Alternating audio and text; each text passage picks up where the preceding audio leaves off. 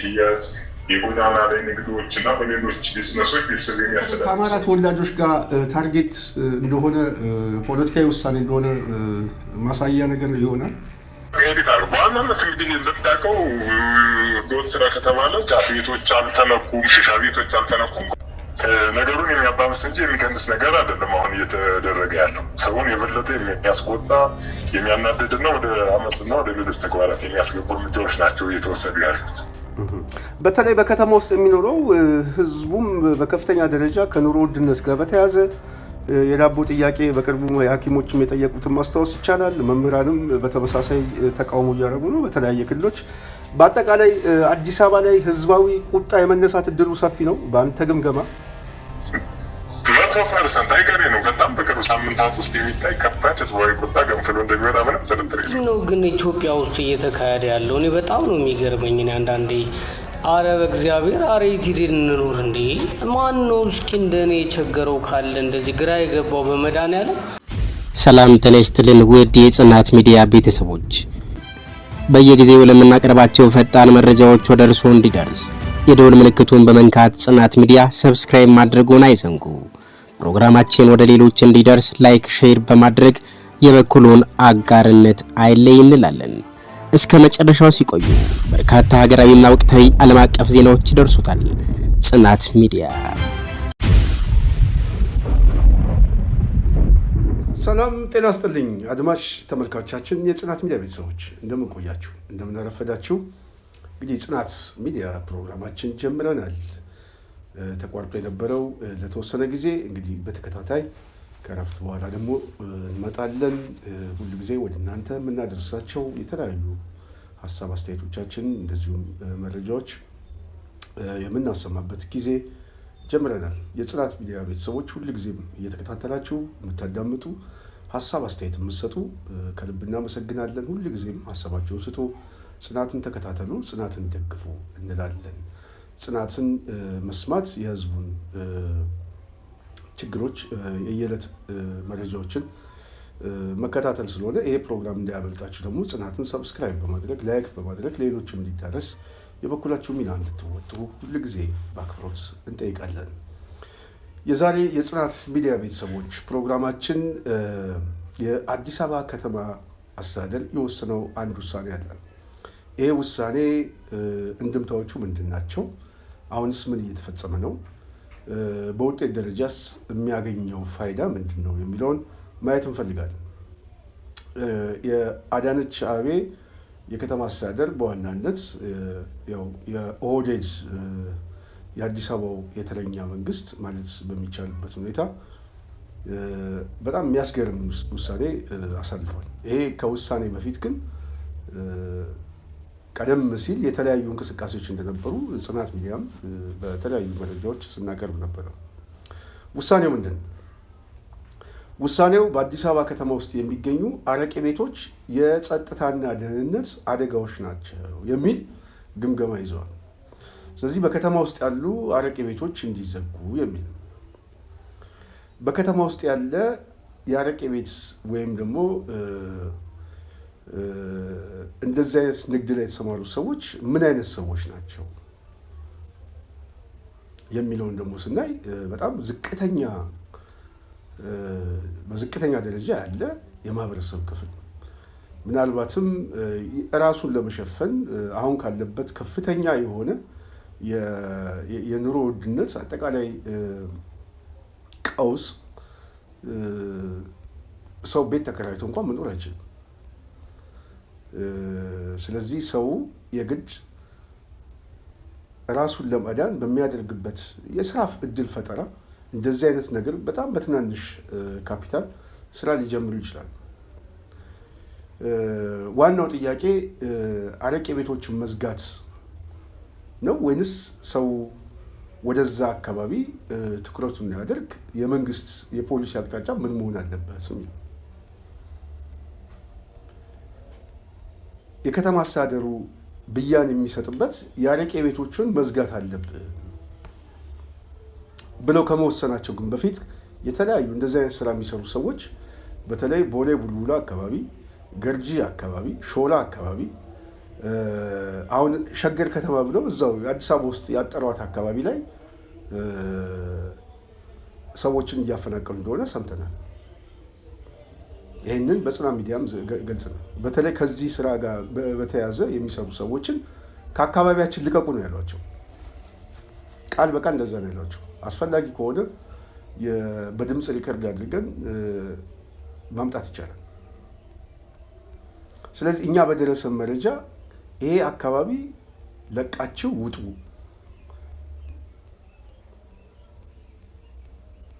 የተባሉት ለቃችሁ ውጡ የተባሉት ሰዎች ደግሞ እነማን ናቸው? አብዛኛው የአማራ ተወላጆች ናቸው። አረቄ ቤት መዝጋት የተፈለገው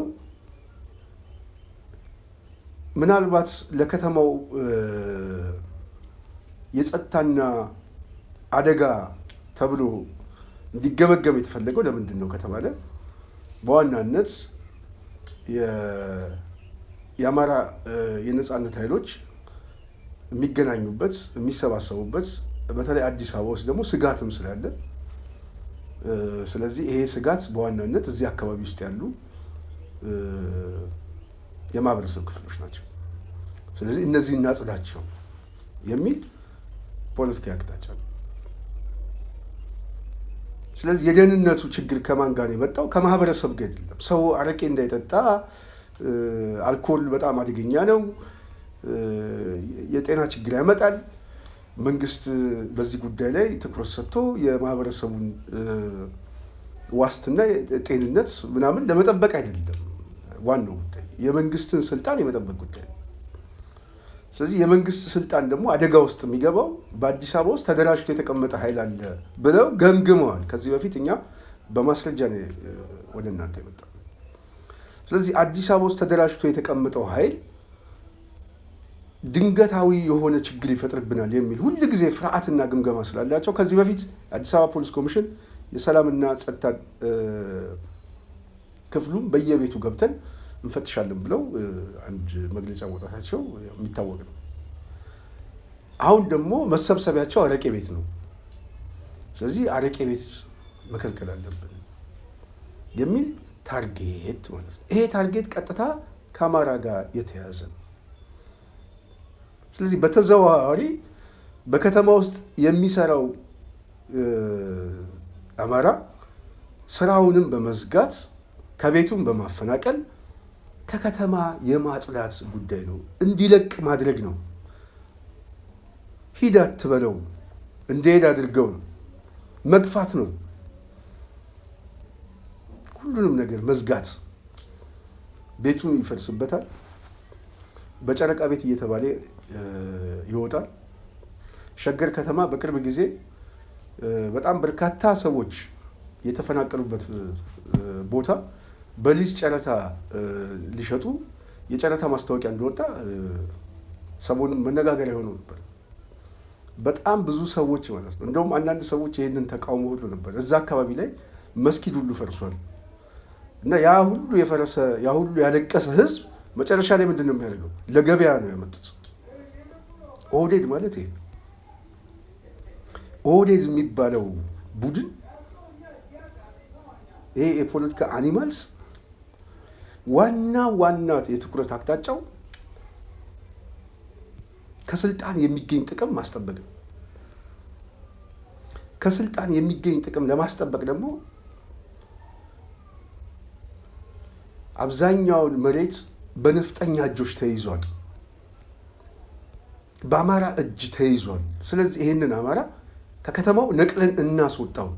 ሁል ጊዜ ፖሊሲ የሚወጣው ከዚህ አኳያ ነው። ስለዚህ የንቅለ ተከላ ፖሊሲ ሲወጣ ልክ የኮሪደር ልማት በተመሳሳይ የንቅለ ተከላ ፖሊሲ ነው።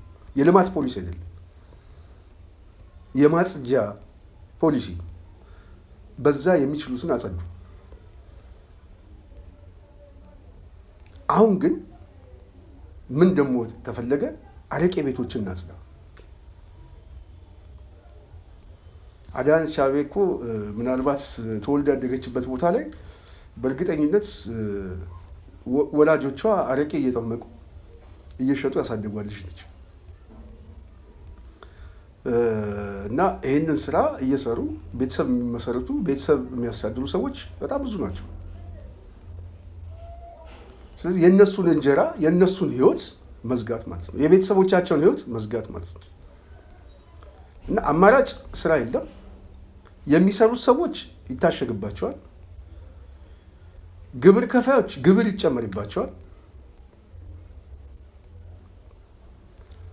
ትንሽ የሚሰሩበት ቦታ እንኳን አከራይተው የሚጠቀሙ ሰዎች ካሉ በልማት ስም ቤቱ ይፈናቀላል። እያንዳንዱ የማህበረሰብ ክፍል በአሁኑ ሰዓት ውስጥ በምን ሁኔታ ነው ያለው ከተባለ ሰሞኑን እኔ ሳልናገር እኔ ያው ብዙ ጊዜ የምንናገረው የፕሮፓጋንዳ ስራ ስለሚመስል አብዮት መፈጠሩ አይቀርም። ይህ አብዮት የብልጽግና ደሴት ብቻ ሳይሆን ምናልባትም ከብልጽግና በኋላ ለምትፈጠረው ሀገር አደጋም ሊሆን ይችላል። የተረጋጋ መንግስት ላይሆን ይችላል። ምክንያቱም ሁሉን አቀፍ የሆነ ቀውስ ከተፈጠረ ሊፈጠር የሚችለው የእርስ በርስ መበላላት በጣም በጣም በጣም አደገኛ ነው። ምናልባት በብዙ አገሮች ላይ ያልገጠመ በእኛ ሀገር ሊገጥመን የሚችለው አደጋ እሱ ነው የሚል እኔ ስጋት አለኝ። ስጋቴ እያንዳንዱ ሰው ከመቁሰሉ በላይ ተስፋ ከመቁረጡ በላይ ከዚህ በኋላ ለምንወስደው እርምጃ በራሴ ላይ እወስናለሁ የሚል የተስፋ መቁረጥ ብያኔ ውስጥ እየገባ ነው። ይሄ ደግሞ ብያኔ ላይ የሚገባው በዚህ ደረጃ ላይ የሚደርሰው ደግሞ መካከለኛ ገቢ ያላቸው ሰዎች ቢያንስ ራሳቸውን የሚችሉ ወጣቶች ናቸው። ከዚህ በፊት የመምህራን አብዮት የተቀጣጠለው ቅርብ ጊዜ የምናውቀው ነው። በተመሳሳይ የሐኪሞች እንቅስቃሴ የታዘብናቸው ጉዳዮች አሉ። ዋና የታዘብናቸው ጥያቄዎች እነዚህ ሰዎች የምግብ ዋስትና ጉዳይ ነው። ስራ እየሰሩ መመገብ አልቻሉ፣ ግን ሐኪሞች ናቸው። ሰው እያዳኑ ነው፣ ግን እነሱ ግን መዳን አልቻሉ።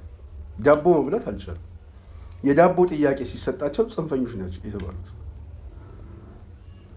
በተመሳሳይ ቤቱም የሚፈርስበትና ግብር በዛብኝ ብሎ የሚጠይቀው አይ በትንሽም ንግድ ፍቃድም አውጥቼ እንደው በጣም ዝቅተኛ የሆነ ስራ እየሰራው ራሴን ልቻል የሚል የማህበረሰብ ክፍል ደግሞ ስም እየተሰጠው ከስራው እየወጣ ነው።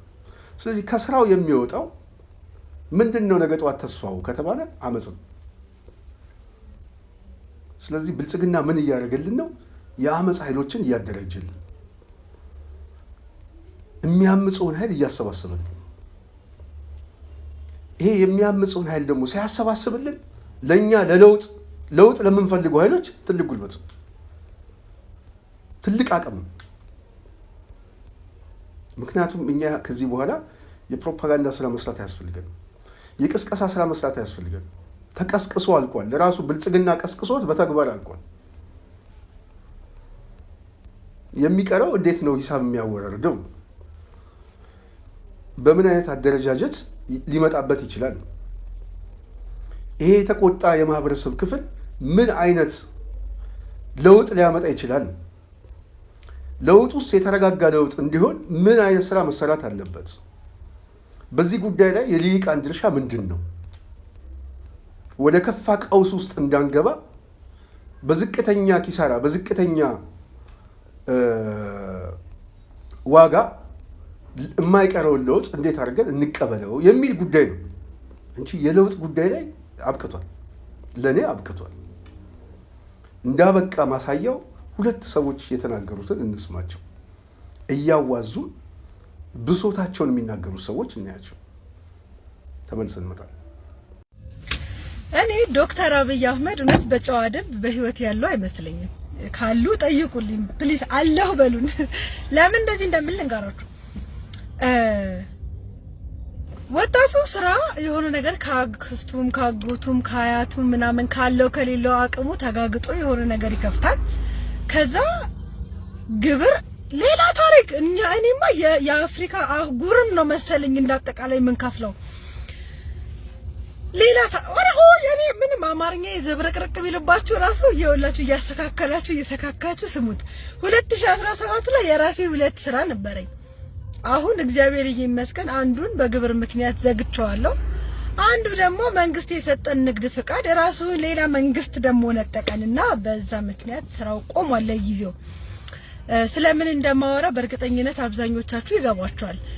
ግን እኔ አባይ ሲገደብ ተገድቦ ሲያልቅ እንኳን ደስ ያላችሁ ኢትዮጵያውያን ብለው ቲቪ ላይ ያየናቸው እኔ ዶክተር አብይ አህመድ አይመስሉኝም። ጠርጥሩ። እውነቴ ነው። ኤአይስ ቢሆን እንዴ እሳቸው የሆነ ቦታ ታግተው ራሱ ሌላ ሰው ያስተዳደረንስ ቢሆን እንዴ ወጣቱ ከሀገር ልውጣ ብሎ ፓስፖርት ሄዶ ቀጠሮ ሲይዝ 2 አመት እሺ በቃ በግርም ቢሆን ሞክራለሁ ሲል ጦርነት ስንል አትወጡም። እሺ የት እንኖር እንስራ አትሰሩም እንዴ የት እንሂድ? እኔ በግሌ እኔ እንደ አንድ እንዴ ማርያም ዶክተር አብይ አህመድ እባክዎትን እንደው ስሙ አንተ አንቱ ምልህም አትፍረድብኝ። ግን ሰማኝ አንተ እኮ ስትሾም ማለት ነው ማለት እርሶ ሲሾሙ ከእናቶቻችን ጋር እኔ ነኝ ማገባው ብለን እኮ ተጣልተናል። በጣም መልካም ከመሆኑት የተነሳ እንደኛ ኮሪደር ልማት እኮ እውነት ለመናገር እንጀራ አይሆንንም። ልጆች አሉን በምን እናሳድጋቸው እንዴ? ጌታዬ ሆይ እኔ የምትሰጠኝ 100,000 ብር ገንዘብ ምንም እያለቀብኝ ስለሆነ ባከን በሚሊዮን አድርግልኝ እና ከቻልክ ከዚች ሀገር መንቀራህ አስወጣኝ። አሜን በሉ። ዲያራ መኖር አለመኖራቸው ይጣራልን። እንደ ወጣቱ እየሞተ ነው። ማርያምን እየኖረ አይደለም። አሁን እስቲ በኔ እድሜ ያላችሁ ሰዎች ጌታን ቤት ይኖረናል ብላችሁ ታስባላችሁ? እንደው የቤት ባለቤት እንሆናለን? የቤት ባለቤት ምን ነው እንግዲህ ይመስላችኋል? የብረኔ መቼም ነው የማይመስለኝ። መቼም እንዴ ጌታ ሆይ አረኡ ገና አሁን ሀብታም እሆናለሁ ብዬ አስብ የነበረው ሴትዮ ወደታች ወርጄ ገና ትንሽ ከፍ ስል እያፈረጠ ወደታች ወርደኛል። ማርያም አረ በገብርኤል አረ ተው እንዴ ድሮን እንድንናፍቅ አታርጉን እንጂ በዚህ እድሜያችን እኮ ድሮ እያልን ማውራት ጀመርን እኮ እንዴ። በዚህ እድሜያችን እኛ ራሳችን የራሳችን ታሪክ ድሮ ሆኖብን ድሮ እያልን ነው የምናወራው። አረ መንግስት እንዴ አረ ለወጣትህ ዘንተው ግድ የለህም ተው። ደግሞ እቺን አወራሽ ብላችሁ ቀፍድዱኝ አሏችሁ። እንግዲህ ምንድነው ግን ኢትዮጵያ ውስጥ እየተካሄደ ያለው? እኔ በጣም ነው የሚገርመኝ። እኔ አንዳንዴ አረ በእግዚአብሔር አረ ይቲድን እንኖር እንዴ ማን ነው እስኪ እንደኔ የቸገረው ካለ እንደዚህ ግራ የገባው በመድኃኒዓለም ኢትዮጵያ ውስጥ ምንድነው የሚደረገው እንዴ? እኛ በቃ መኖር አልቻልንም። እግዚአብሔር ምስክሬ ነው። ተምሮ ስራ ፈጣሪ እንጂ ስራ ፈላጊ የለም ይላል። እንዴት ስራ ፈጥረን ስንሰራ ከየትም ብለን ጥረን ተጣጥረን ግረን የሆነች ነገር እንከፍታለን። በቃ እሷንም ያሽጓታል። እኛ ለምሳሌ እኔ ካሳንቺስ ነበርኩ። ካሳንቺስ ልማት ደግፌ በልማት ተነሳው። ሱቄ ፈረሰች። ከዛ መሪ ከፈትኩ። መሪም እንደዛ ፊት ለፊቱን ኮሪደር ልማት በጥፊ ሲያጮለው እኔም ከሰርኩ። ከዛ በኋላ ሰፈር ላይ የሆነ ቦታ ተቀጠርኩኝ። 1-2 ወር እንደሰራው የሆነ ማሽን ሽጬ ከፈትኩኝ ድጋሚ ማለት ነው። አሁን ደግሞ በአዲሱ አዋጅ እኔ የተከራየሁበት ሰው 4,500,000 ምናምን ሺህ እኔ የምሰራባትና ማለት ነው የሆነች ከጎን ትንሽ የምግብ ቤት ነገር አለች። ለሱ 4,500,000 ምናምን ሺህ ተጠየቀ። ከዛ በቃ ሰውየው መክፈል አልቻለም። ወደ መኖሪያ ቤት ቀይራለሁ አለ። ወደ መኖሪያ ቤት ቀየሩት እሳቸው። ከዛኛ ተዘጋብን። እሺ እኛ ዳዎችስ እሺ ምንና እኛ ምን ሰርተን ለልጆቻችን እኛን ዳቦ ይዘን እንግባ እንዴ? ለምሳሌ ነው 5 ቤተሰብ ነው ማስተዳድረው። 5 ቤተሰብን መበተን አለብኝ ማለት ነው እንዴ? አረ በእግዚአብሔር እንዴ! እሺ የት ሄደን እንስራ? ሰማይ ላይ እንስራ በእግዚአብሔር። እሺ ሰውስ እሺ አረ ፈጣሪ ይቅር በለ በመድኃኒዓለም እውነት እግዚአብሔር አምላክ እንዴት በፈጠርከው ፍጠራ ትጨክንብናለህ? አረ እግዚአብሔር ይቅር በለን። እኔ በራሴ ይቅር በለኝ። አረ በእግዚአብሔር እኔ አልቻልኩም። አሁንስ እንዴ የኢትዮጵያን ሕዝብ አረ ይቅር በለው በመድኃኒዓለም። እንዴ መብትን ስትናገር ወደ ፖለቲካ ዙሩታል። እኔ መብቴን ነው እኔ ዲፕሊያም ነው ፖለቲካል ማለት እኔ መብቴን ነው እኔ ምን ልሁን እንዴ ምን ሰርቼ እሺ ልኖር እንዴ? አረ በእግዚአብሔር እንደኔ ጨነቀው ካለ እስኪ የሆነ ነገር እንዴ እሪ በሉ እንዴ ፈጣሪ ኢትዮጵያን እዚህ ቅሪ በለው። እንደሰማችሁት ነው የጽናት ሚዲያ ቤተሰቦች። ስለዚህ ይሄ የወጣቱ ተስፋ መቁረጥ አንዱ ማሳያ ነው። ስለዚህ ተስፋ የቆረጠ ወጣት ምንድን ነው የሚሆነው? ለውጥ ይፈልጋል። ይሄ ለውጥ በሌሎች ሀገሮች ላይ እየተቀጣጠለ ነው። በቅርብ ጊዜ ማዳጋስካር ላይ የታየው ለውጥ ፈላጊው ኃይል ስለተቆጨ ነው። የወጣቱ አብዮት ነው። በተመሳሳይ በኬንያ በሌሎችም ሀገር ላይ የሚደረገው ህዝባዊ እምቢተኝነት፣ ህዝባዊ ቁጣዎች ከብሶት የመጣ የወጣቱ የተስፋ መቁረጥ ጉዳይ ነው። ስለዚህ ለውጥ በባህሪው ይመጣል። 2008 እስከ 2010 ሁለት ዓመታት የነበረው ኦሮሚያ ላይ የነበረው ወጣት የለውጥ ጥያቄ ይዞ ስለመጣ ነው አብይን ከኦህዴድ ይዞት የመጣው። ስለዚህ አብይን ከኦህዴድ ይዞት የመጣው የለውጥ አይነት ጥያቄ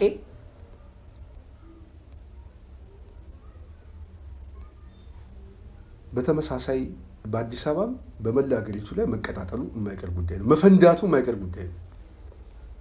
ይሄንን አለመቀበል ምናልባት ያው የድንቁርና የፖለቲካ አስተሳሰብ ስለሆነ እሱን ማስረዳት በጣም ይከብዳል። ይሄ ለውጥ ግን እየመጣ ነው። እሳት ይዞ እየመጣ ነው። ይሄ ብሶት ደግሞ እሳት ይዞ የሚመጣው ደግሞ ከኋላ ደግሞ የተሰባሰበ ኃይል አለ። የደጀን ኃይል አለ። የነፃነት ታጋይ ኃይል አለ። ይህ ኃይል ደግሞ ማናገር በሚችለው ቋንቋ እያናገረው እየመጣ ነው። ስለዚህ ብልጽግና ምን እየሆነ እየመጣ ነው? በተደጋጋሚ ጊዜ ነግረናቸዋል። ዙሪያው በቀውስ በኃይል ተከቧል። በውስጥ በኩል በብሶት በህዝባዊ ቁጣ ጫፍ ደርሷል፣ ሊፈነዳ። ምናልባት የውስጡ ኃይል ቀድሞ የሚፈነዳ ከሆነ እሱ የማይቀር ጉዳይ ነው።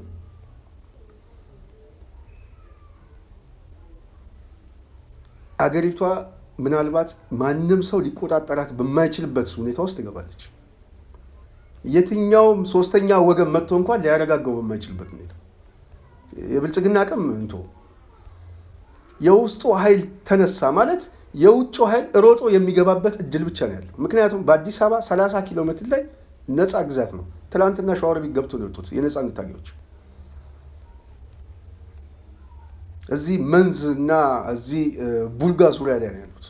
ሞጆ አጠገብ ላይ ተከቦ ነው ያለው።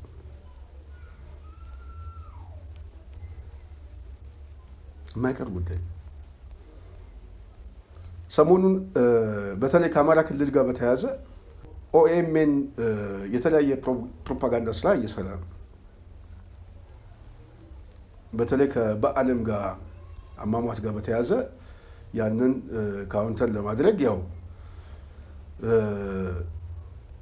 ምዕራብ ሸዋ አካባቢ ናኖ ላይ ሰዎች ሞቱ፣ እንደዚህ ሞቱ ምናምን እያለ ቅስቀሳ እየቀሰቀሰ ነው። የመረጃውን ትክክልነትና የፈጠራ ወሬ እዛ ላይ እኔ ድምዳሜ አልሰጥም።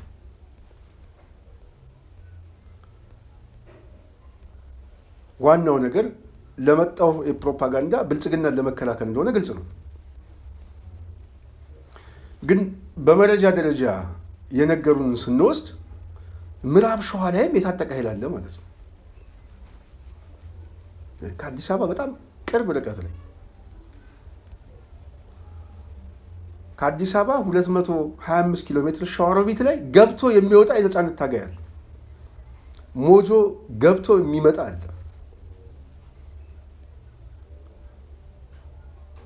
በዚህ ደረጃ የሚንቀሳቀስ ኃይል የውስጡ ህዝባዊ እምቢተኝነት የሚፈነዳ ከሆነ የብልጽግና ትልቁ ድንጋጤው ይሄ ነው። ብልጽግና በውስጥ አቅሙ መቆጣጠር አይችልም። በምንም አይነት መልኩ አይችልም። ህዝቡ ደግሞ ከፍተኛ ብሶት ስላለበት ከዚህ በኋላ ጥይት ተተኩሶበት የሚሞት ህዝብ ወደ ቤቱ አይገባም። የበለጠ አደጋው የከፋ ነው የሚሆነው። የመልስ ምቱ የከፋ ነው የሚሆነው። ስለዚህ የጸጥታ መዋቅሩ ሊቆጣጠሩ አይችልም። ስለዚህ ከተማ ውስጥ ያለን ኃይል ቢነሳ ነው የሚለው አንድ ክፍለ ከተማ ኃይል አንድ ህዝብ ቢነሳ የዛን ያህል ብልጽግና እሱን እንኳን ሊቆጣጠርበት የሚችል አቅም የለውም። በአዲስ አበባ 10ሩም ክፍለ ከተማ ላይ የተነሳ አብዮት በሰዓታት ውስጥ ብልጽግናን ወደ አመድነት ሊቀይረው ይችላል ነበረ ብለን ከዛ በኋላ ከሰዓት በኋላ ልናወራ እንችላለን። የግማሽ ቀን ጉዳይ ነው። ጠዋት ያየናቸው የብልጽግና ካድሬዎች ከሰዓት በኋላ የማይኖሩበት በታሪክ እንደው ትንሽ የምናወራላቸው የሰዓታትና የሆነ የቀናት ጉዳይ ነው። ይህንን መቆጣጠር አይቻልም። ይሄ የውስጥ ኃይል ደግሞ መነሳት በዙሪያው ለከበበው የነጻነት ታጋይ ከፍተኛ የሆነ ጉልበት ስለሚሰጠው ወደ መሀል ሀገር ተስቦ የመግባት እድሉ በጣም ሰፊ ነው። ይሄ ደግሞ በሰራዊቱ ውስጥ ያለ ሁኔታ የመሀል ሀገሩ ህዝብ ሲነሳ ሰራዊቱ እዛው የመበተን እድሉ የመዋጥ እድሉ በጣም ሰፊ ነው። ነፃ ግዛቱ ነው ማለት ነው። ስለዚህ ብልጽግና ይሄንን መቆጣጠር አይቻልም። መቆጣጠር የማይችልበት ሁኔታ ውስጥ ሲገባ ሊፈጠር የሚችለው አደጋ ምንድን ነው ካልኳቸው ቅድም ያልኳቸው ነው። ምክንያቱም ከፍተኛ ድንጋጤ ስላለበት ህዝቡን ወደ ቤቱ አስገባዋለሁ ብሎ እንደ 97 ጥይት በመተኮስ ወይም ምናምን በማድረግ የሚቆም አይደለም። የዳቦ ጉዳይ ነው። እርቦታል፣ ከስራ ተፈናቅሏል። የመንግስት ሰራተኛውም እዛ ችግር ውስጥ ገብቷል። ደሞዝ እንኳን ይጨመርላቸዋል የተባሉት ኃይሎች ሁሉ ደሞዝ እንደማይጨመርላቸው አሁን ተስፋ ቆርጠው ተቀምጠዋል። የጨማሪ ደብዳቤ እንኳን አልተሰጣቸውም እስካሁን። ስለዚህ ሊያዘናጋ ስለሚፈልግ ብቻ ነው። እንደውም አሁን ኦህዴድ ሰብሰብ ብሎ የመንፈሳዊ አባቱን አያቶላውን ይዞ ባሌ ጫካ ላይ የሚመክረው ይህን ጦርነት መቀጠል አለብን፣ ስለዚህ ጦርነቱ መቀጠል አለብን፣ ስልጣናችንን ማስጠበቅ አለብን ብለው ወስኑ። ገና ሌላ ተመሳሳይ ጦርነት አሁን በቅርብ ጊዜ ይከፍታሉ። ስለዚህ እንደዚህ አይነት ብሶት በከተማ ውስጥ ሲመጣ ወደ ምን ሊሄድ ይችላል? ይሄ ህዝባዊ ቁጣ ወዴት ሊሄድ ይችላል? የዓለም አቀፍ ተሞክሮ ምንድን ነው? የእኛ አገርስ ተሞክሮ ምንድን ነው? ከዚህ በፊት ህዝባዊ እምቢተኝነትስ ምን አይነት አደጋ አስከትሏል? እንዴት የአዲስ አበባ ወጣት ከጊንጮ ወጣት ያንሳል? እንዴት የአዲስ አበባ ወጣት ከአምቦ ልጅ ያንሳል? እንዴት የአዲስ አበባ ወጣት ከባሌ ልጅ ያንሳል? 2008 እኮ አይተናል። ያ ተሞክሮ ከተማው ላይ ሊመጣ ይችላል ብሎ ብልጽግና አልገመገመም። ለምን? አዲስ አበባ ውስጥ ያለ ህዝብ አይነሳም። አንደኛ ፈሪ ነው፣ ራስ ወዳድ ነው፣ አይተማመንም። ስለዚህ እኛ እንደፈለግን እንገዛዋለን የሚል አመለካከት አለ፣ መታበያ አለ፣ አቅም አለን፣ እናስተነፍሰዋለን፣ ሰብረነዋል ብለው ነው የሚያስቡት። እኛ ደግሞ የምንለው የሰበራችሁት የለም፣ ያደፈጠ ህዝብ ነው ያለው። ፈርቶ ቤቱ የተቀመጠ የለም፣ ታግሶ የተቀመጠ ነው። የእናንተ የሞት ብልጽግና ተመችቶት ሳይሆን ዝም ያለው እድል ልስጣቸው እያለ ነው። አሁን ግን አበቃ እያለ ነው። አሁን ተስፋ ቆርጠናል፣ ወዴት እንደምንሄድ አናቅም፣ ከዚህ በኋላ እኔ እንጃ የምወስነው እያለ ነው ወጣቱ የሚናገረው። ይሄን የሰማችሁት? ይሄን የዚህ ወጣት አስተሳሰብ የብዙሃኑ ወጣት አስተሳሰብ፣ የዚህ ወጣት አስተሳሰብ ዛሬ የሐኪሞችም አስተሳሰብ ይሆን፣ የሐኪሞቹ አስተሳሰብ የቤተሰቦቻቸው አስተሳሰብ ነው። ይሄ ደግሞ አገር አቀፍ የሆነ ክራይሲስ ነው። አገር አቀፍ የሆነ ተያያዥ መልክ አለው። እሱ ብቻ አገር አቀፍ ብቻ አይደለም፣ ዓለም አቀፍም ተያያዥነት አለው። ምክንያቱም አገር ቤት ውስጥ ያለው ነጸብራቅ በውጭም ያለው ቤተሰቡ ነው። የአንድ ሳንቲም ሁለት ግልባጭ ነው። ስለዚህ ውጭ ያለውም የማህበረሰብ ክፍል ቢሆን ውስጥ ያለው የቤተሰቦቹ አደጋ ይሄ ራሱ የህልውና አደጋ ነው። ስለዚህ አዲስ አበባ ውስጥ ሊመጣ የሚችለው አደጋ በጣም አደገኛ ስለሆነ ኦህዴድ ምን እያደረገ ነው ያለው? ይህንን እንከላከል። ስለዚህ ይህንን ለመከላከል የሚያደርጉት ሁለት ምክንያት ነው። አንድ የአፈና አዋጅ ማውጣት ነው። ህገወጥም በሆነ መልኩ ህጋዊ ነው በሚሉት መልኩ ሰዎችን ማፈን፣ ማገት፣ ማሰር፣ ሽብር መፈጸም፣ ሰውን ማስደንገጥ፣ ከከተማው የሚንቀሳቀሰውም ታገተ እየተባለ ወይ ሞተ እየተባለ እንደዚህ አይነት የሽብር እንትን ውስጥ መክተት ነው። ዛሬ ሰው ከአዲስ አበባ ወጥቶ በባስ በሎንችን እንኳን መሄድ እንዳቆመ እየተሰማ ነው። አቶ ብሰራ መናኸሪያ አካባቢ ያላችሁ ሰዎች እንግዲህ ይህንን መረጃ እዛው አካባቢ የሚመጣ ነው። በጣም ህዝቡ ይቀንሷል። ከፍተኛ ቁጥር ያለው ተሳፋሪ አሁን በአየር ውድ ገንዘብ እየከፈለ እየተንቀሳቀሰ ነው። ለምን? አስተማማኝ አይደለም። የጸጥታ ሁኔታ አስተማማኝ አይደለም። ስለዚህ ብልጽግና በጸጥታ ጉዳይ ራሱ ህዝቡን በማሸበር ራሱ ስጋት ወደ መሆን እንደመጣ ማሳያ። መንግስት የለም እኔን አይጠብቀኝም፣ እንደውም የበለጠ አደጋ ነው ብሎ ሲያምን ዋስትና ሲያጣ ህዝብ ተስፋ ይቆርጣል። አሁን ኢትዮጵያ ውስጥ የጸጥታና ደህንነት ጉዳይ ብቻ አይደለም አሳሳቢ ነው። በልቶ የማደር ጥያቄ ራሱ የሰርቫይቫል ጉዳይ እየሆነ ነው። አሁን በመሞትና በመኖር መካከል የሚወሰን ውሳኔ። ስለዚህ ብልጽግና ይሄንን ኃይል እያደራጀው ነው እየመጣው። ምን እያደረገ እያስቆጣው አረቄ ቤቶቹን ሲያስነሳቸው እነዛ ሰዎች ዳቦአቸውም ጭምር ነው የሚነሳው። ዳቦ የተነጠቀ ህዝብ ደግሞ ለአመፅ ቅርብ ነው። ሰላም የጽናት ሚዲያ ቤተሰቦች እንደምናችሁ። እንግዲህ በዚህ ጉዳይ ላይ በተለይ ከአዲስ አበባ አንድ እንግዳ ይዘን መጥተናል። እስቲ ስለ ጉዳዩ እንዲነግረን ነው በዋናነት የፈለግኩት። አዲስ አበባ ላይ ከፍተኛ የሆነ ህዝባዊ ቁጣ ሊነሳ የሚመስል ከፍተኛ ድባቦች አሉ። በተለይ ህዝቡ በከፍተኛ ደረጃ ከግብር ጋር በተያያዘ ዝቅተኛው ማህበረሰብ እንደውም ከስራ ገበታቸውም እንዲፈናቀሉ በተለይ የአዲስ አበባ ከተማ አስተዳደር በስፋት እየሰራ ነው እና ይህንን አስመልክቶ የተለያዩ ህዝባዊ ብሶቶች፣ ተቃውሞች በሶሻል ሚዲያም እየመጡ ነው። በተለይ አረቄ ነጋዴ የተባሉት ሰዎችን እንግዲህ እነሱን ለማፈናቀል በዘመቻ መልክ ነው እየተንቀሳቀሱ ያሉት። ይህንን አስመልክቶ ከአዲስ አበባ አንድ እንግዳ አለን። ሰላም ጤና ስጥልን።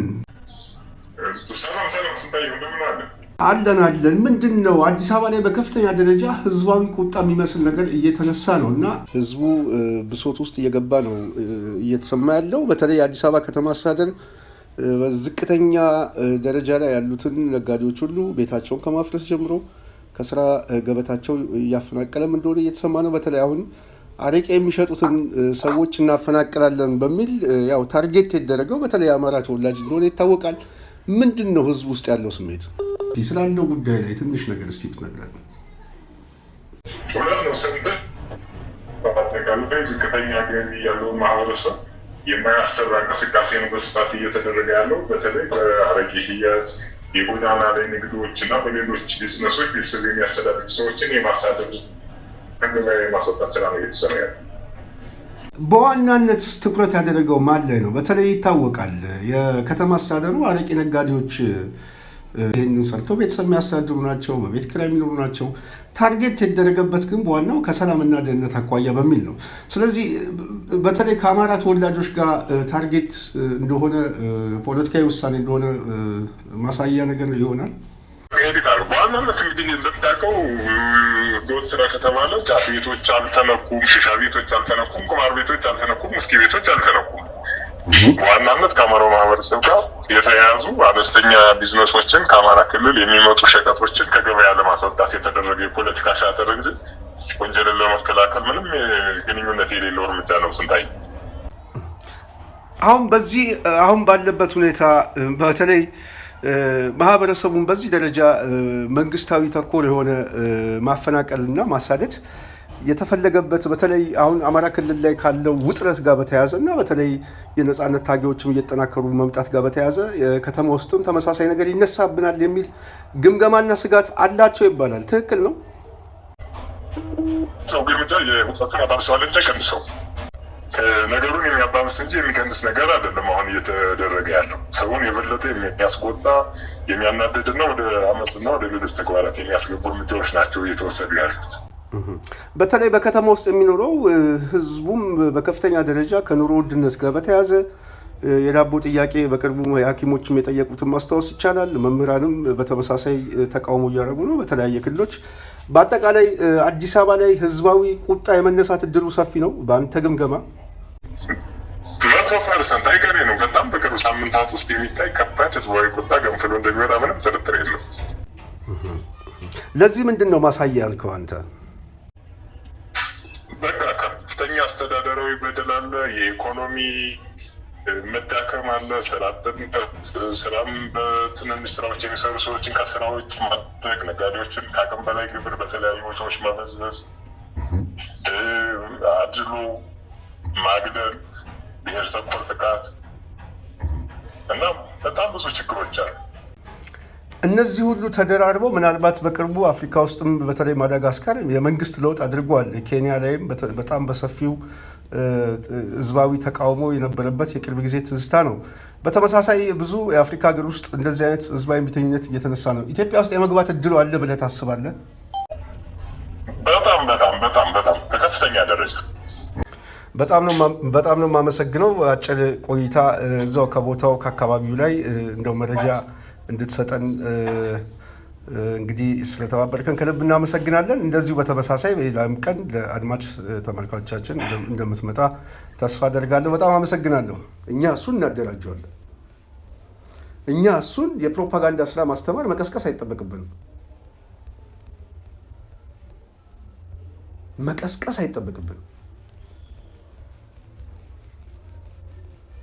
ስለዚህ ወደዛ እየገባ እንደሆነ ግልጽ ነው።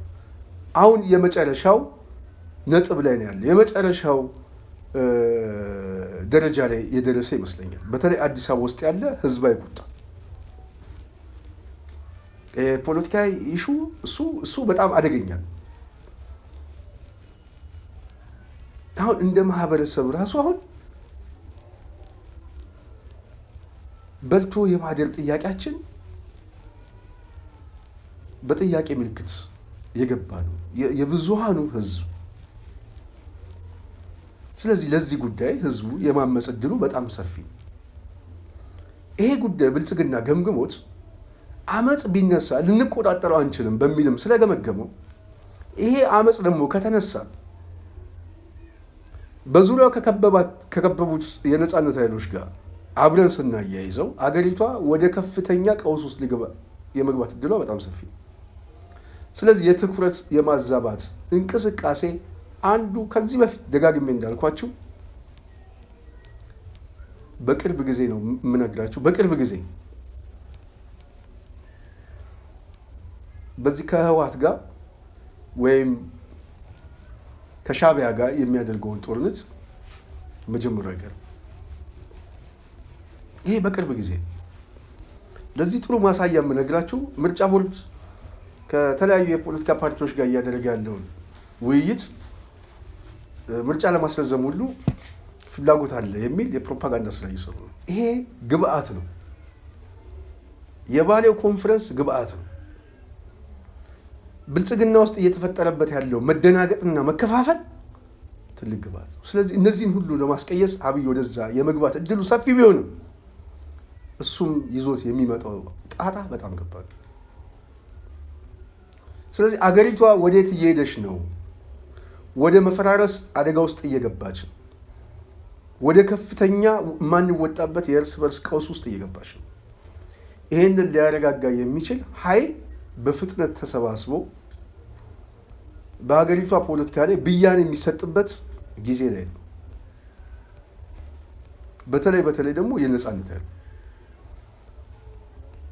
ታጥቆ የሚታገሉ ኃይል በተለይ የአማራው ኃይል ከየትኛውም ጊዜ በላይ አሁን እጁ ላይ ትልቅ የሆነ እድሎች አሉ። ህዝባዊ ቁጣዎች አሉ፣ ህዝባዊ ብሶቶች አሉ። እነዚህ ብሶቶች ለውጥ ይፈልጋሉ፣ ተስፋ ይፈልጋሉ። ስለዚህ በተለይ አማራው አካባቢ ላይ የተሰባሰበ የኃይል ሚዛኑን የሚያስጠብቅ የፖለቲካ ትርክቶችን እየፈጠረ ከመጣ በእርግጠኝነት የምናገረው የመሀል ሀገር አብዮትን ያስነሳዋል። የአማራው አንድነት፣ የአማራው ህብረት ባለፈው ጊዜ ጎንደር አካባቢ ላይ የታየው እንደዚህ አይነት ፖለቲካዊ ትላልቅ ውሳኔዎች ሌላ የፕሮፓጋንዳ ስራ ሳያስፈልግ የመሀል ሀገሩ ህዝብን የሚያነቃንቀው እድል ይፈጥራል። ስለዚህ አሁን ከእጃቸው ያመለጠውን እድል መቀበል የእናንተ ድርሻ ነው። ከፍተኛ የሆነ ቁጣ፣ ከፍተኛ የሆነ ህዝባዊ እምቢተኝነት የመነሳት እድሉ ግን በመረጃም በማስረጃም የምናውቃቸው ብዙዎች አሉ። ለዛ ነው አዳነች አበቤ በርዕሳችን ቅድም እንዳልነው የአረቄ ቤቶችን እንዘጋለን የሚል ካምፔን የተያዘው ከአማራው እንቅስቃሴ ጋር በተያያዘ ፍርሃት ስላላቸው ነው። በከተማ ውስጥ ያለ ኃይል ተደራጅቶ የተቀመጠ ኃይል አለ። ህዝቡ ቢያምፅ፣ ህዝባዊ ሰላማዊ እንቅስቃሴ ቢጀምር፣ ይሄንን አታክ ብናደርገው ይሄ ያልተጠበቀው ኃይል ድንገት ይመጣብናል። ስለዚህ የከተማ ውጊያ ይጀመራል የሚል ፍርሃት አላቸው። ያ ደግሞ በጣም አደገኛ ነው።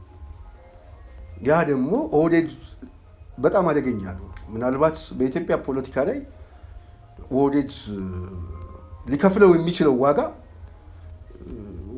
እንደ ውቅያኖስ ተዝቆ የማያልቅ የመከራ ውሃ ነው የሚዘምበት። ስለዚህ ይህንን ስለገባቸው ከፍተኛ የሆነ ድንጋጤ፣ ፍርሃት እንዳለባቸው ግልጽ ነው። በተለይ ባለፈው ጊዜ የአማራ ኃይሎች ወሎ አካባቢ ላይ ያሳዩት ትንቅንቅ ከዛ ጊዜ ጀምሮ ፍርሃት እንዳለባቸው እየተሰማን ያለው ለጽናት ሚዲያ የሚደርሳት መረጃ በተመሳሳይ ኦህዴድ ውስጥ ከፍተኛ የሆነ ክፍል እየተፈጠረ ነው። መከላከያ ውስጥ ያለው ተስፋ መቁረጥ፣ መሰላቸት ክፍል እየፈጠረ ነው። በአጠቃላይ ይሄ ሰውዬ አገሪቷንም ተቋማቱንም ሰራዊቱንም ወደማይሆን ቅርቃር ውስጥ ከቶት የመፈራረስ እድላችን በጣም እየሰፋ ነው የሚል ግምገማቸው አብዛኛው የተማመኑበት ጉዳይ ነው። ይሄ እኛ ካለ መረጃዎች። ስለዚህ ከፍተኛ የሆነ ተስፋ መቁረጥ አለ። ይሄ ተስፋ መቁረጥ ላይ ደግሞ የህዝባዊ እምቢተኝነት ምልክቶቹ መታየቱ አገሪቷ ላይ ለውጥ መምጣቱ የማይቀር ጉዳይ ነው። በነገራችን ላይ እኔ ምናልባት በኢትዮጵያ ፖለቲካ ላይ የፖለቲካ ትንበያ የሚሰራ ሰው ካለ ይህንን አለመቀበል የመጨረሻ የድንቁርና አስተሳሰብ። አብይን በኢትዮጵያ ፖለቲካ ላይ ይዞት የሚሸከምበት ትከሻ የለም። እኔ በደጋጋሚ ጊዜ ነው የገለጽኩት። ወይ ያልተጠበቀ አደጋ ውስጥ ተገብቶ ልክ እንደ ፈራረሱ ሀገሮች ትሆናለች። አብይ ከዚህ በኋላ በስልጣን የሚቀጥልበት እድሜ በኢትዮጵያ ፖለቲካ ላይ የለም፣ የተዘጋ ነው። ማንን ነው የሚያሳድረው? አማራ ክልል ነው? ትግራይ ነው? የት ነው? ኦሮሚያ ክልልም በከፊል የሚታይ ነው። አዲስ አበባ ላይ ተቀምጦ ማዕከላዊ መንግስቱ መሰየም አይቻልም፣ አብቅቷል። ይህንን ማቀበል የማይችል ሰው ያሳዝናል። ይህንን ግን አይዟችሁ እያሉ ሲያጽናኗቸው ምን እንደሆነ ይገባናል። ምክንያቱም በብልጽግና ውስጥ የተሰባሰበ አብዛኛው የድንቁርና አስተሳሰብ ምንም ከእጅ ወደ አፍ የሚኖር በተሰጠው ልክ የሚያስብ ነው። ስለዚህ ነገን አያስብ። ምንድን ነው ወደፊት እየመጣብን ያለው? ከዚህ ሰውዬ ውድቀትስ በኋላ የሚያስከትለው አደጋ ምንድን ነው? ይሄ ሁሉ ሰው ሞቶ ይሄ ሁሉ ሰው አደጋ ውስጥ ገብቶ እንደ ሀገር ከፍተኛ የሆነ ክራይሲስ ውስጥ በኢትዮጵያ ፖለቲካ ላይ ተሰምቶ እኮ አይታወቅም። ታይቶ ተሰምቶ የማይታወቅ የታሪክ መዝገብ ቢገለጥ በዚህች አጭር ዓመት ውስጥ ይህን ሁሉ ህዝብ የረገፈበት የተፈናቀለበት በአገሩ ላይ ተስፋ የቆረጠበት አገሩን እስኪጠላ የተሰደደበት እንደዚህ አይነት ታሪክ ተሰምቶ አይታወቅም። ይሄ ውጤቱ ምንድን ነው? ይህን ውጤት ይዞ የሚቀጥል ማህበረሰብ አለ እና ይህንን የሚቀበሉ ሰዎች ምን እንደሆኑ ግልጽ ናቸው። ስለዚህ እነሱን በማረጋጋት ተስፋ በመስጠት 1 ሳምንትና 15 ቀን 1 ዓመት መቆየት ይቻላል። 5 ዓመት ከዚህ በኋላ መቆየት አብይ ግን አይችልም። 1 ዓመት መቆየት አይችልም። በኃይል እንኳን አስቀጥለዋለሁ ቢል ያልታሰበ ኃይል ይመጣል። እንደውም ከፍተኛ የሆነ ስብስብ ነው እየተፈጠረ ያለው። ስለዚህ በኢትዮጵያ ፖለቲካ ላይ አሁን የምናየው ከሆነ የኃይል አስተላለፉም እየተቀየረ ነው። በተለይ በነፍጥ እየታገሉ ያሉ ኃይሎች ራሳቸው የተለያየ መሳሳቦች እየተፈጠሩ ነው። የተለያየ አስተላለፎች እየተፈጠሩ ነው። ስለዚህ ይሄ ራሱ አደጋ ነው።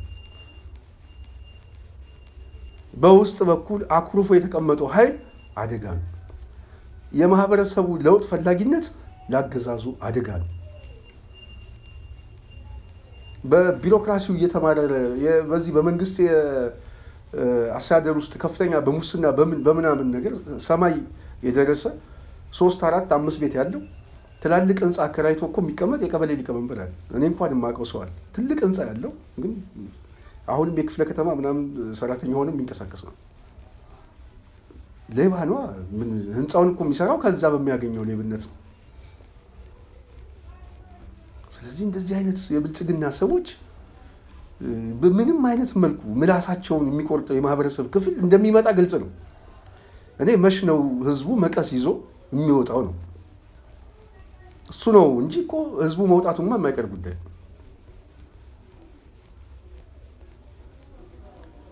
እና ይህንን አለመቀበል ያው ለነዚህ ኃይሎች ማስረዳት በጣም ይከብዳል። ለሚቀበሉና ምናልባትም ይህንን ተስፋ ለሚያደርጉ ሰዎች ግን በእርግጠኝነት ለውጥ ሊያመጡ እንደሚችሉ ለመናገር ስለምፈልግ ነው እኔ እንደዚህ አይነት ፕሮግራም ሰራው ማለት ነው። ስለዚህ በተለይ የነጻነት ታጋዮችን መሰባሰብ አለባቸው። በአዲስ አበባ ውስጥ የጽናት ሚዲያ ቤተሰብ እንደዚህ አይነት ህዝባዊ እምቢተኝነት ይነሳል በሚል ብልጽግና በከፍተኛ ደረጃ ተረብሾ የኦሮሚያ ላይ ያለ የሌለ ኃይል ወደ ከተማው በማስገባት ሸገር ከተማ በሚባል የአዲስ አበባ ከተማ ላይ በአንድ አካባቢ ላይ እንዳፈሰሰ እየተሰማ ነው ያለው። ከፍተኛ የሆነ ወጣት የሲቪል እና የደህንነት ስራ ለመስራት ጥረት እያደረገ ያለው ይሄ በአፈና ለመቆጣጠር የተፈለገ ነው። አንዳንዱን አብዛኛው በተለይ በራይድ ውስጥ እንዲሰሩ በማድረግ በአጠቃላይ የከተማ ውስጥ ያለውን እንቅስቃሴ በደህንነትና በአፈና እንቆጣጠረዋለን የሚል ዘመቻ አለ። አዲስ አበባ ላይ በጣም የፍርሃት ጉዳይ ስላላቸው ማለት ነው። ስለዚህ እያንዳንዱ ማህበረሰብ ከሚያውቀው ከየአካባቢው ጋር እየተሰባሰበ እየተነጋገረ መጪውን ጊዜ የሚበየንበት ጊዜ ስለሆነ እየተዘጋጀ መጠበቅ አለበት ብለን እናስባለን ከሚያውቀው ሰው ጋር። ምክንያቱም ኦህዴድ በአብዛኛው ያሰማረው ኃይል ስላለ ከማያውቀው ጋር ምንም አይነት ነገር ውስጥ ሳይገባ በሚተዋወቁ ኃይሎች እየተሰባሰበ በየአካባቢው በመቀመጥ ምናልባት በአጭር ጊዜ ውስጥ ትላልቅ ለውጦች ትላልቅ አብዮቶች የመዋለድ እድላቸው በጣም ሰፊ ነው ብለን እናስባለን። ብልጽግና በየአካባቢው ላይ ቤታቸውን በማፍረስ ንግድ ቤታቸውን በመቀማት ከየአካባቢው ከመሬታቸው በመንቀል ያፈናቀላቸው ሰዎች ሁሉ መረጃቸውን እያያዙ መቀመጥ አለባቸው። በተለይ ሁል ጊዜ የምንናገረው ቤታቸው የፈረሰባችሁ በሸገር ከተማ በተለያየ ቦታ ላይ ከገበሬ ማህበር የገዛችሁበት ዋነኛ ማስረጃችሁን እያያዛችሁ መቀመጥ አለባችሁ። ምክንያቱም የሚቀጥለው መንግስት ሲመጣ ይሄ ቦታችሁ ይመለሳል ወይ ካሳ ይከፍላል የማይቀር ጉዳይ ስለሆነ ማለት ነው። ስለዚህ ወይ በካሳ ወይም ደግሞ ቦታው በተመላሽ የሚሰጥ ስለሆነ ተስፋ መቁረጥ አያስፈልግም። የሚመጣ መንግስት አለ። የሚመጣው መንግስት ደግሞ ይበይነዋል። በወሰደው መሬት ላይ ይበይነዋል፣ በዘራፊው ላይ ይበይነዋል፣ በገዳዩ ላይ ይበይንበታል። ስለዚህ እያንዳንዱ ሰው ለነገ ጠዋት ለውጥ መሰለፍ አለበት። የሚሰለፈው የተቀማው ስለሚመለስለት ነው።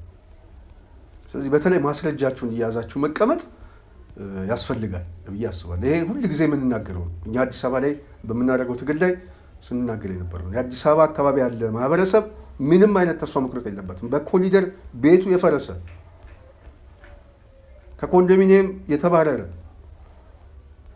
ሸገር ከተማ ምን እየተባለ ከቦሌ ቡልቡላ የጨረቃ ቤት እየተባለ አጠቃላይ የወጣ ሁሉ ይህንን ማስረጃዎችን እየያዘ ይቀመጥ። ነገ ይበይናል፣ ካሳ ይሰጥበታል። ለዛ ግን ያስፈልጋል፣ ትግል ያስፈልገዋል። ወጣችሁ ታገሉ፣ ለውጥ አምጡ። ከለውጡ በኋላ ግን የእናንተን ድርሻ ማንም ሰው ሊወስዱ አይችልም ለማለት ነው። የጽናት ሚዲያ ቤተሰቦች ዛሬ ስላዳመጣችሁን ጥሩ ይመስለኛል። ጥሩ ውይይት ነው፣ ወቅታዊም ውይይት ነው። እየመጣ ያለው አብዮት ከባድ ስለሆነ በዚህ ጉዳይ ላይ የማንቃት ስራ መስራት ስላለብን ነው። በሚቀጥለው ሌላ ሀሳብ እመጣለሁ። ስለነበረን ቆይታ ከልብ እያመሰገንኩ ጽናት ሚዲያን ላይክ፣ ሼር፣ ሰብስክራይብ ማድረጋችሁ እንዳትረሱ እያልኩ በድጋሚ ጠይቃለሁ። ሰላም።